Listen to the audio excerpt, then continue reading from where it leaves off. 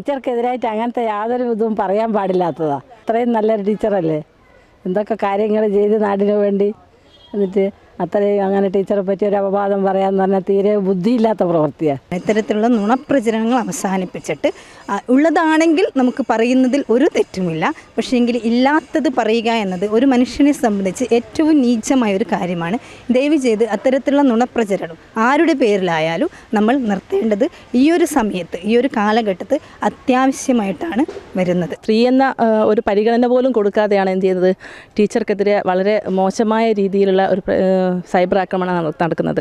അതായത് പ്രത്യേകിച്ച് നടക്കുന്നത് കുടുംബ ഗ്രൂപ്പുകളിലേക്കാണ്. ഇത്തരം സ്ത്രീകളും കുട്ടികളും ഉൾപ്പെടുന്ന കുടുംബ ഗ്രൂപ്പുകളിലേക്ക് ഇത്തരം മെസ്സേജുകളും മോർഫ് ചെയ്ത വീഡിയോസും അടക്കം എന്ത് ചെയ്യാണ് ഫോർവേഡ് ചെയ്തുകൊണ്ട് ആൾക്കാരുടെ മനസ്സിലേക്ക് ഒരു വിഷം കുത്തി വെക്കുന്ന രീതിയിൽ ഒരു ടീച്ചർ ഒരു മോശം സ്ത്രീയാണെന്നുള്ള രീതിയിലാണ് എന്ത് ചെയ്യുന്നത് ഇത്തരം പ്രതികരണങ്ങൾ തുടർന്നു പോകുന്നത്.